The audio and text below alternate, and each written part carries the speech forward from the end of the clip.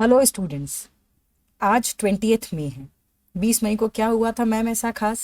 तो 20 मई मेरे लिए एक बहुत इम्पॉर्टेंट डेट है क्योंकि इसी दिन मुझे मेरी मेंबरशिप मिली थी। आज से 11 साल पहले इसी बहुत अच्छे से प्यारे से दिन में मैंने अपनी मेंबरशिप देखी थी। मेंबरशिप आने के बाद से इतने साल के एक्सपीरियंस में, एकेडमिक एक्सपीरियंस, प्रैक्टिस का एक्सपीरियंस से मैंने बहुत कुछ सीखा। तो वो सब भी मैं आपके साथ शेयर करूंगी। आज के वीडियो में हम 3 मुद्दों पे बात करेंगे। सबसे पहला मुद्दा ये होगा रेफरेंस गाइड, जो मैं सीएस प्रोफेशनल के स्टूडेंट्स के लिए बनाती हूँ ओपन बुक पेपर के लिए। एमडीसीएस जो कि एक कंपलसरी ओपन बुक पेपर है, और उसके बाद हमारे पास इलेक्टिव ओपन बुक पेपर्स भी हैं। ये रेफरेंस गाइड आपको यूज कैसे करनी है। कई स्टूडेंट्स ने रेफरेंस गाइड खरीद ली, पर मेरे कुछ वीडियोस जो पहले भी मैंने इशू किए हैं, जारी किए हैं, जिसमें मैंने बताया है कि आपको रेफरेंस गाइड यूज कैसे करनी है, वो इस बारे में भी आज हम बात करेंगे। क्योंकि कई ऐसे स्टूडेंट्स हैं जो शायद काफ़ी लंबे समय से 2015 वगैरह से पेपर दे रहे हैं, and then they are questioning. अब उनने ये रेफरेंस गाइड खरीदी है and then they are questioning that ma'am इसमें तो कुछ लिखा ही नहीं है, कुछ अपडेट नहीं है, हमें कुछ समझ में नहीं आ रहा है। तो कुछ ऐसे भी स्टूडेंट्स हैं जो ज़बरदस्ती केओस क्रिएट कर रहे हैं, और मेरे प्यारे प्यारे स्टूडेंट्स जिनने ये बुक यूज़ करी है, जिनने ये गाइड यूज़ करी है, उन्हें गुमराह करने की भी कोशिश कर रहे हैं। तो पहले मैं उनके लिए एक मैसेज आपको दे दूं। ऐसे जो भी स्टूडेंट्स हैं जो इस तरह का केओस क्रिएट कर रहे हैं, फस क्रिएट कर रहे हैं सोशल मीडिया प्लेटफॉर्म्स पे, ये आपके लिए एक डायरेक्ट मैसेज है, ऐसा मत करो। ये तो वही वाली बात हो गई कि एक अंडर 19 क्रिकेटर ये बता रहा है कि सचिन तेंदुलकर को खेलना ही नहीं आता है। ये तो वही वाली बात हो गई ना बेटा। ये रेफरेंस गाइड पूरी तरह से अपडेटेड है, चाहे वो इलेक्टिव ओपन बुक पेपर्स की हो, चाहे वो एमडीसीएस की ओपन बुक पेपर की गाइड हो। रेफरेंस गाइड पूरी तरह से लेटेस्ट स्टडी मटेरियल जो आईसीएसआई ने इशू किया है, जैसे फॉर एग्जांपल हम लेते हैं जून 22 के लिए, तो the reference guide is updated till June 2022 का जो भी स्टडी मटेरियल आईसीएसआई ने इशू किया है उसे ध्यान में रखते हुए रेफरेंस गाइड को बनाया गया है। एक और इंपॉर्टेंट बात, रेफरेंस गाइड सपोर्टिव एक डॉक्यूमेंट है, सपोर्टिव एक बुक है, मेन बुक का रिप्लेसमेंट नहीं है। आपको आपकी आईसीएसआई की मेन स्टडी मटेरियल तो लेके जानी ही है, पर अगर आप ये रेफरेंस गाइड लेके जाते हैं तो आप अपने क्वेश्चंस को आसानी से ढूंढ सकते हैं। तो प्लीज इस तरह के केओस क्रिएट नहीं करने हैं, हमें गलत इंफॉर्मेशन, गलत न्यूज़ पास ऑन नहीं करनी है। क्योंकि मेरे स्टूडेंट्स का अगर कॉन्फिडेंस, कोई भी व्यक्ति ये कोशिश करता है कि मेरे स्टूडेंट्स के कॉन्फिडेंस को ब्रिंग डाउन करने की कोशिश करता है, तो ये अच्छी बात नहीं होगी। मुझे बहुत बुरा भी लगेगा और इसके इल कॉन्सिक्वेंसेस भी हो सकते हैं। किसी का बुरा क्यों करना, राइट? तो जो अच्छे बच्चे हैं, पढ़ने वाले बच्चे हैं, उन सब का मेरे तरफ से ये डायरेक्ट मैसेज है, मुझे उन सभी बच्चों के लिए, कि आप ऐसी न्यूज़ पे ध्यान मत दो। मेरे पे बिलीव करो, मैं बहुत यंग एज में कंपनी सेक्रेटरी बन गई थी। मैंने अपना बीकॉम, एलएलबी सब साइमल्टेनियसली परसू किया है। उसके बाद मैंने एमए इकोनॉमिक्स में मैं गोल्ड मेडलिस्ट भी हूँ, एमए पॉलिटिकल साइंस भी किया है, एमए इंग्लिश भी किया है, एमए हिस्ट्री भी किया, और बहुत सारे डिप्लोमास भी हैं। तो हैव फेथ ऑन मी। ये अगर कुछ कह रही हैं तो सही ही कह रही हैं, कुछ रिसर्च करके ही बात कर रही हैं, खुद कंपनी सेक्रेटरी हैं भी। तो आपको गलत इंफॉर्मेशन पास ऑन नहीं करूंगी मैं। ये बात का कॉन्फिडेंस आप कभी भी अपने टीचर, अपने मेंटोर पे जरूर रखिए। ये तो हो गया मॉरल वैल्यूज, जो आज मुझे 20th में, जो कि एक बहुत स्पेशल डेट है मेरे लिए, तो मैं सारे ही एस्पायरिंग कंपनी सेक्रेटरीज को ये मैसेज देना चाहती थी। तो ये तो हो गया खत्म। अब बात करते हैं कि हमें रेफरेंस गाइड यूज कैसे करनी है। सिर्फ रेफरेंस गाइड होने से बात नहीं बनेगी, आपको उसका यूज भी आना चाहिए। ऐसा क्या टैक्टिक है, ऐसी क्या चीजें हैं जिनका हम ध्यान रखें, जिससे हम ज्यादा अच्छी तरह एफिशिएंटली अपने आंसर्स को ढूंढ पाएंगे। ठीक है, तो स्टार्ट करते हैं कि how to use this reference guide, जो एमडीसीएस और अदर इलेक्टिव पेपर्स के लिए भी मैंने बनाई है। आज मैंने MDCS multi disciplinary case studies open book, जो आपका एक पेपर है, एक सब्जेक्ट है, उसका एक क्वेश्चन पेपर मैंने डाउनलोड किया है। कई बच्चों ने ये क्वेश्चन पूछा मुझसे, मैम जो फर्स्ट क्वेश्चन आता है 40 मार्क्स का, उसको हम कैसे ढूंढें, उसको हम कैसे मैप करें? इतनी जल्दी हम इतना लंबा, देख रहे कितने देर तक मैं स्क्रॉल करती जा रही हूँ, पर आपका केस स्टडी बेस्ड जो पूरा पैसेज है वो खत्म नहीं हो रहा है। तो अब आप इसका आंसर कैसे ढूंढेंगे? तो अपने बचपने में जाओ। बचपन में हम कॉम्प्रिहेंशन पैसेजेस वगैरह याद है पढ़ते थे, जिसमें एक पैसेज हमें दे दिया जाता था और हमें उस पैसेज के बेसिस पे कुछ क्वेश्चंस का आंसर करना होता था। बस वही बच्चे बन जाओ वापस। क्या करोगे, पहले एक बार आप जो भी क्वेश्चंस आपको दिए हुए हैं उन्हें पहले पढ़ लो। ध्यान से सुनना, पहले क्वेश्चंस को पढ़ लो और क्वेश्चंस में जो कीवर्ड हैं, मैं हमेशा कहती हूं कीवर्ड पे ध्यान दो। कोई भी प्रोविजन है उसमें कोई ना कोई की कॉन्सेप्ट पे ही तो बात हो रही होगी ना।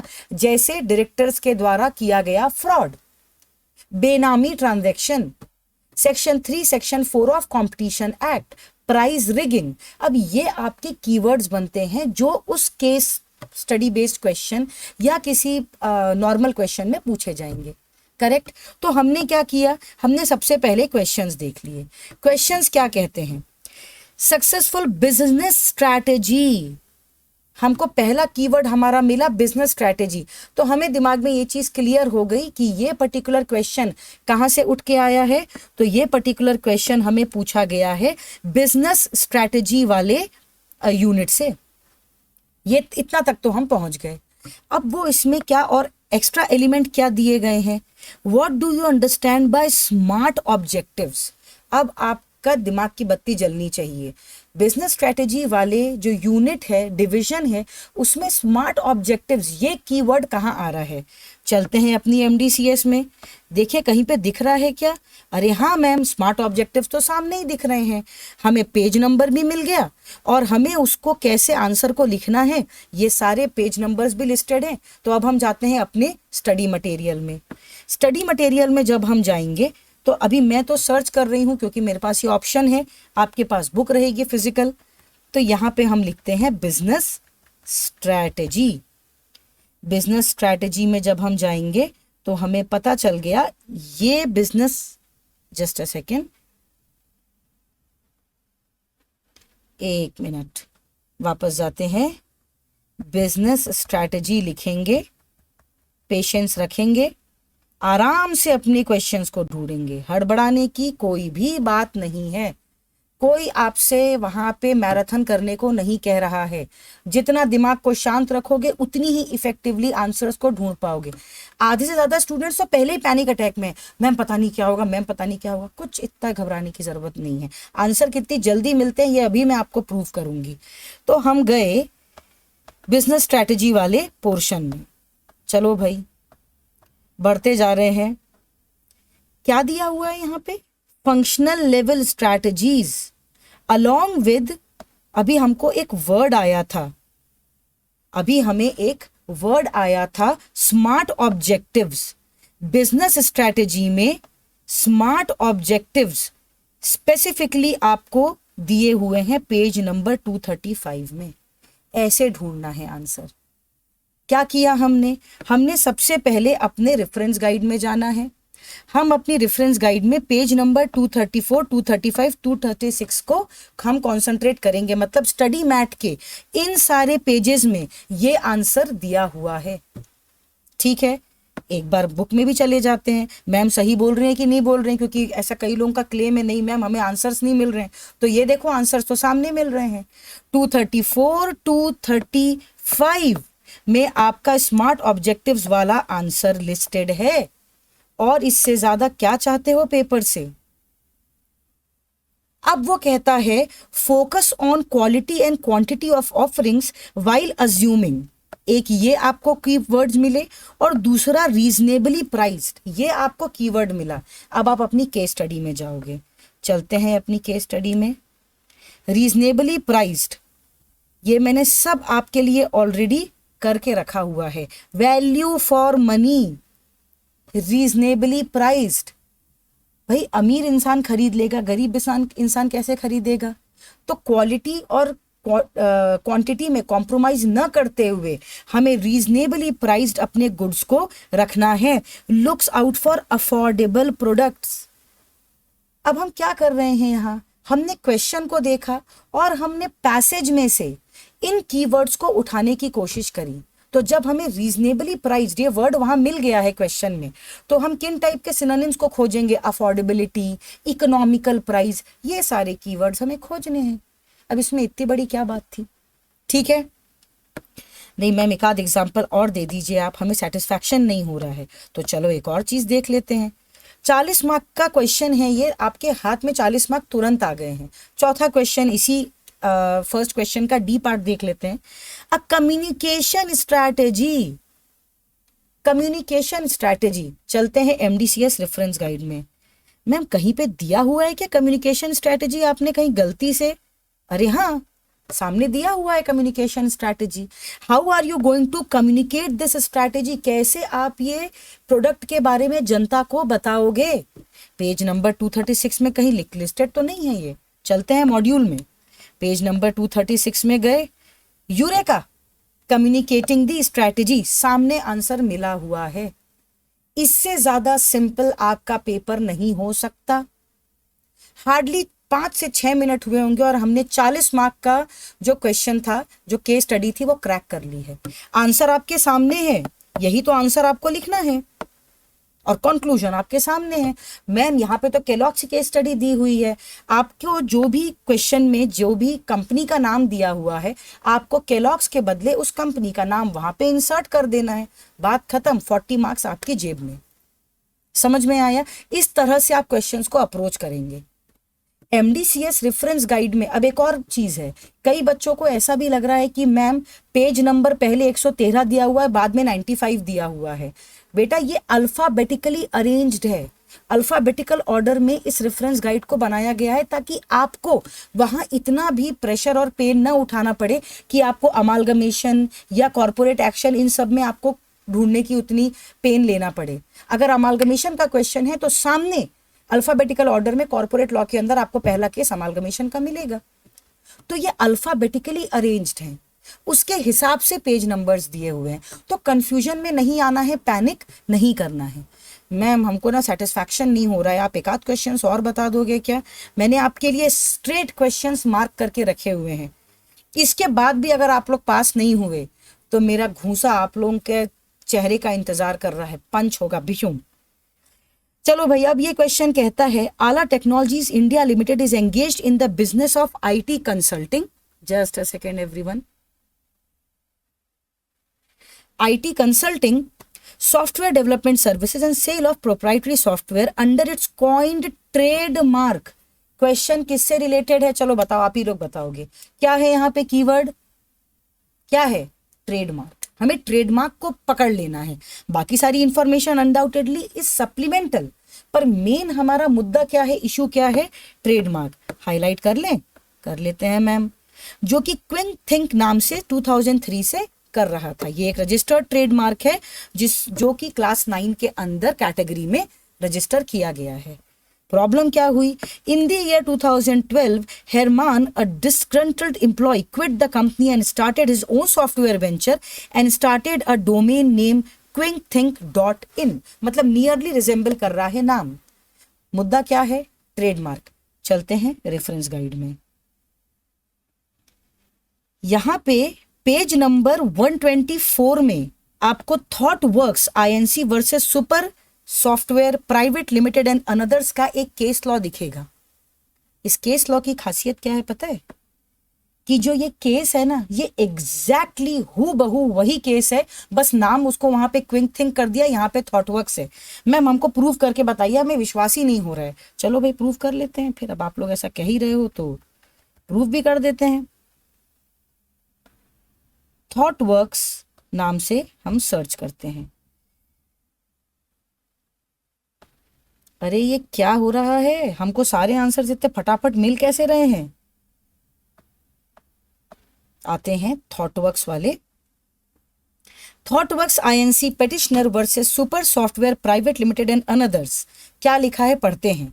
The petitioner is engaged in the business of IT consulting software development services and sale of proprietary services coined and its coined trademark और trade name ThoughtWorks since 1993। Same case है, बस नाम बदल गया है। सेम केस है, मैंने इसीलिए आपके लिए ऑलरेडी, और इवन क्लास भी सेम है क्योंकि वो आईटी क्लास है। अब इससे ज्यादा आपको और क्या चाहिए? और उसने क्या किया? पेटिशनर को ये पता चला कि thoughtworks.in नाम से किसी ने एक दूसरा डोमेन डाल लिया है। जबकि ऑलरेडी थॉटवर्क्स रजिस्टर्ड था। हमारे क्वेश्चन में क्या पूछा गया था, क्विंक थिंक और क्विंक थिंक डॉट इन, यहाँ पे भी सेम सब्जेक्ट मैटर है, Thoughtworks and Thoughtworks dot in. Answer सामने है मैम, क्या करना है, अरे नाम बदलना है और आंसर लिखना है, बस इतना ही करना है। कितने मार्क्स और पॉकेट में आ गए, अरे बाप रे 6 मार्क्स और पॉकेट में आ गए, कैसे हो रहा है ये जादू। एक और जादू देख लेते हैं। Surapad was a clerical level employ, एक और क्वेश्चन डील कर रहे हैं हम इसके बाद एक क्वेश्चन और डील करेंगे। जब तक आप लोगों को सेटिस्फैक्शन नहीं हो जाता कि नहीं रेफरेंस गाइड आपके लिए इंपॉर्टेंट और यूजफुल है, अब तो ये मतलब जंग हो गई है। आप लोग क्यों इतना पैनिक कर रहे हैं जबकि सारी चीजें आसानी से सामने अवेलेबल हैं। कुछ ऐसे स्टूडेंट से मुझे नाराजगी है जो रेफरेंस गाइड को गलत तरीके से इस्तेमाल कर रहे हैं और बैड नेम क्रिएट कर रहे हैं। डोंट डू दिस, मत करो ऐसा। मैं चाहती हूं और ज्यादा कंपनी सेक्रेटरीज बने, इस देश में फ्लरिश हों, अपने प्रोफेशन हमारे इस नाम को आगे बढ़ाएं। तो आप ऐसे में ICSI को भी बैड नेम मत बोलो, रैंट मत करो कि अरे हम पास नहीं हो रहे हैं। अरे स्ट्रैटेजी इस्तेमाल करो और पास हो, स्ट्रैटेजी इस्तेमाल करो, दिमाग लगाओ क्या कैसे हम आंसर्स ढूंढ सकते हैं। थोड़ा तो अब आपको आपकी बुक को भी और रेफरेंस गाइड को भी गो थ्रू करना पड़ेगा। जो तो तुम बोल लो कि एक दिन पहले हम बुक खोलेंगे, एक ही दिन पहले रेफरेंस गाइड खोलेंगे और वहां आंसर लिख के आ जाएंगे, तो सॉरी ऐसा नहीं होगा। एटलीस्ट 3 से 4 दिन का टाइम बुक को भी दीजिए जो आपको ICSI के द्वारा प्रोवाइड करी गई है, और उसके लिए भी एक तरीका है। आपको याद नहीं करना है, प्रैक्टिकली पॉसिबल नहीं है कि इतने सारे केसेस के हर सेक्शंस आप याद कर लो, हर प्रोविजन याद कर लो। करना क्या है, सिर्फ गो थ्रू करना है, पन्ने पलटो। सबकी एक फोटोग्राफिक मेमोरी होती है। सोने जाने के पहले, मेरे को तो बेस्ट टाइम वो लगता है, आप जब सोने जा रहे हैं ना उसके 1 घंटे पहले मोबाइल से दूर, मोबाइल फेंक दो एक जगह पे और सिर्फ अपनी किताब को गो थ्रू करो, आपकी रेफरेंस गाइड को गो थ्रू करो, मैप करो कि रेफरेंस गाइड में यहाँ पे ये कीवर्ड्स लिस्टेड हैं, बुक में भी ये कीवर्ड्स लिस्टेड हैं। एक आध क्वेश्चन पेपर से क्वेश्चंस को ढूंढने की कोशिश करो, आपको एक आइडिया मिलेगा कि how you are suppose to search for the answers. Correct. एक और क्वेश्चन देखते हैं। Surapat was a clerical level employ working with public sector bank in Calicut. पहला जो सेक्टर है वो है banking sector. He was convicted of an offense involving moral turpitude. ये कहां से रिलेटेड लग रहा है? Moral turpitude, something related to governance issues. कुछ करना था एथिकली पर नहीं किया, लग रहा है। चलो चलते हैं। पेज नंबर क्या बोला गया है भाई, हमारी MDCS में मैंने यहाँ पे लिस्ट किया है, page number 21 of reference guide. चलो पेज नंबर 21 में चलें क्या हम लोग साथ साथ सभी लोग, चलते हैं। पेज नंबर 21 में जाएंगे। Governance issues. मैम आप एकदम सही सही कैसे बता रही हो, मेहनत की है आप लोगों के लिए बहुत ज्यादा। बैंकिंग सर्विस, पहला कीवर्ड मिल गया, ठीक है। इसके बाद क्या मिला ma'am? Convicted for assault and later discharge on probation, dismissed from service on event of moral turpitude. क्या हुआ था? मॉरल टर्पिट्यूड के लिए इस व्यक्ति को हटाया गया था, सर्विस से बाहर निकाल दिया गया था। क्वेश्चन में भी तो यही चीज पूछी है, मिल गया आंसर। चले जाओ, एक बार आप जाओगे state of India and others versus VP Subramanian, ये केस लॉ है। पेज नंबर 327 में मॉड्यूल के जाके देख लो अपने स्टडी मैट के, एज इट इज आपको आंसर मिल जाएगा। वही सब्जेक्ट मैटर है, बैंक, अब तो सेक्टर भी सेम है, राइट। एक क्वेश्चन और देख लें, चाहते हो क्या? एक क्वेश्चन मैंने स्पेसिफिकली ये वाला क्वेश्चन इसलिए उठाया क्योंकि ये 12 मार्क का क्वेश्चन है, 6 मार्क्स ईच है। 40 हमने ऊपर बना लिया, 12, 6 और 6, यहाँ तो इतना तो हमने ऐसे ही पॉकेट में डाल लिया है। हार्डली 12 से 18 मिनट हुए होंगे हमें बात करते हुए, जिसमें हमने इधर उधर की भी बातें करी हैं, करेक्ट। चलो चलते हैं। Amrut is a director finance of a mutual fund company. The board has requested Amrut to work towards introducing effective internal control systems. जब भी कभी internal control system, inter departmental, ये सारी चीजें आपको आएंगी, इसका मतलब ये गवर्नेंस इश्यूज का पार्ट है, ठीक है।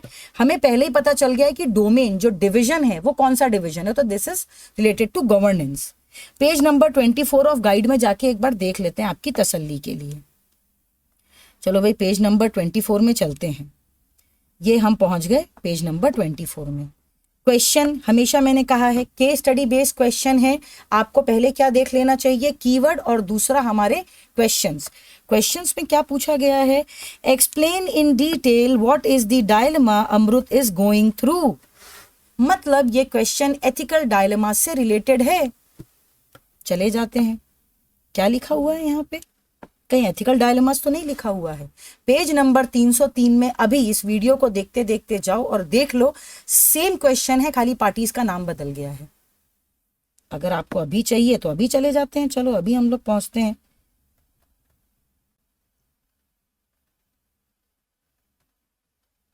केस स्टडी 8 303 पेज नंबर पे एथिकल डायलेमास के बारे में बात कर रही है।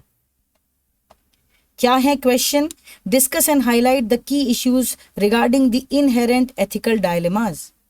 ऐसे कौन से एथिकल डायलेमास हैं जो जया को फेस करने पड़ रहे हैं। केस आपकी जो बुक है उसमें जया नाम दिया है, फर्क बस इतना है यहाँ पे वो नाम अमृत हो गया है, कि क्या वो एथिकल डायलेमास हैं जिससे अमृत को गो थ्रू करना पड़ रहा है। Looking keeping in mind the situation given to you. यहाँ पे अमृत डायरेक्टर फाइनेंस है म्यूचुअल फंड कंपनी के।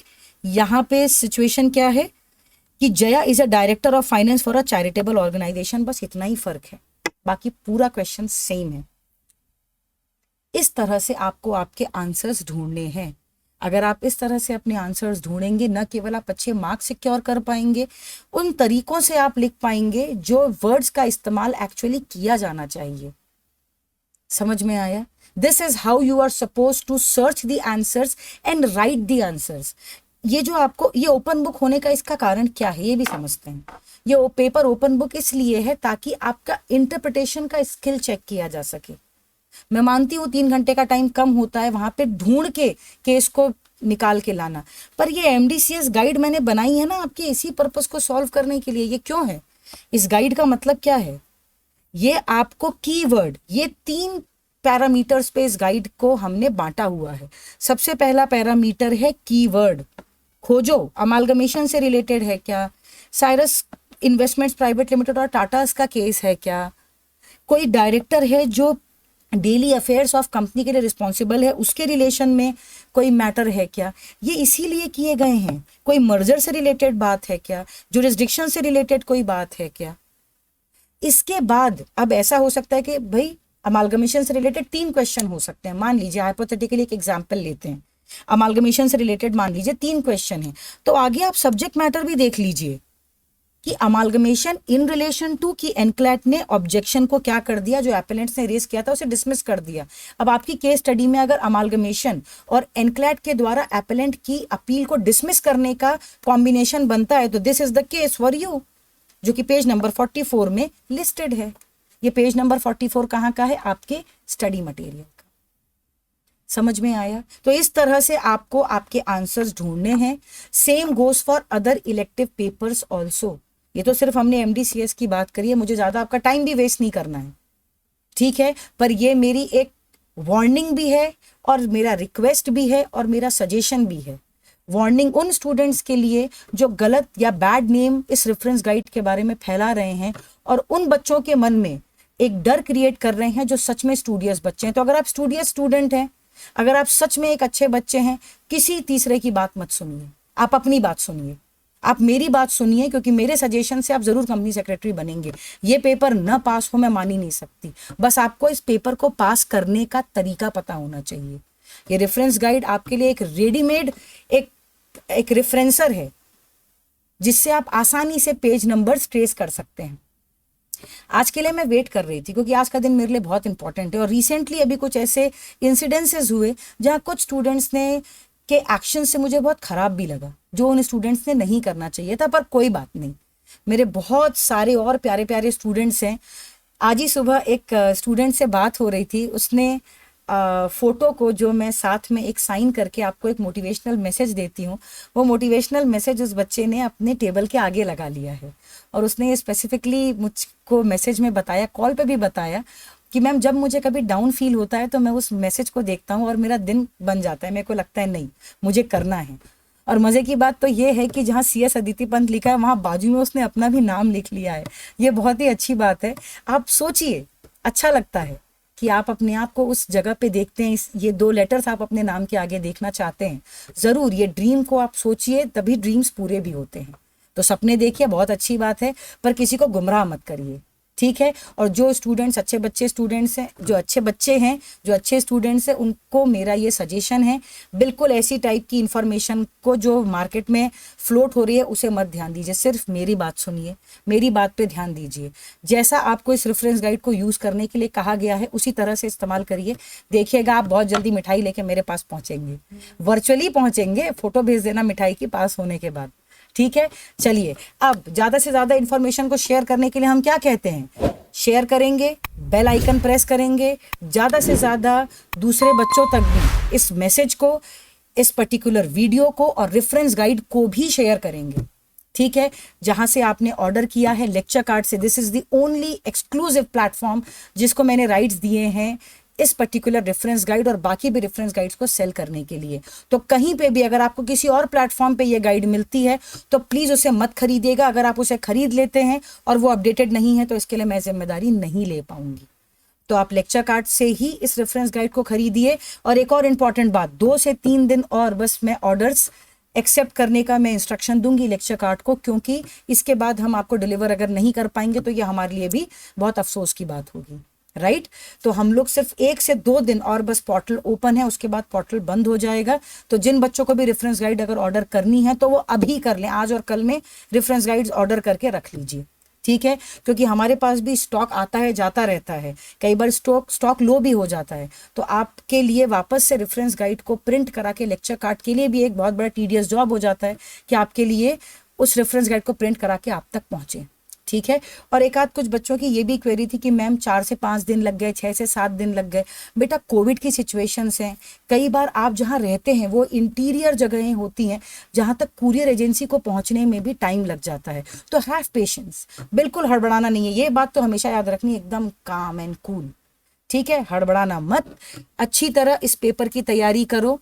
मैं हमेशा आपके साथ हूँ, लेक्चर कार्ड हमेशा आपके साथ है, पर आपको भी हमारा साथ देना होगा by sharing this video, by spreading my words, my love to each and every student you know, ठीक है। चलो, all the best for your papers. Maybe अभी मैं इस बीच पे शायद वापस से लाइव ना आ पाऊँ या वीडियो ना आपके लिए रिलीज कर पाऊँ। मेरी तरफ से बहुत सारी ब्लेसिंग्स है आपके लिए, पूरी टीम लेक्चर कार्ड की तरफ से आपके लिए बहुत सारी ब्लेसिंग्स है।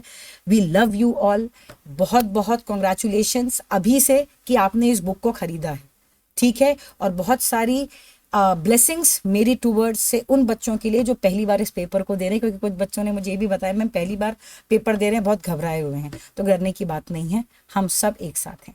All the best.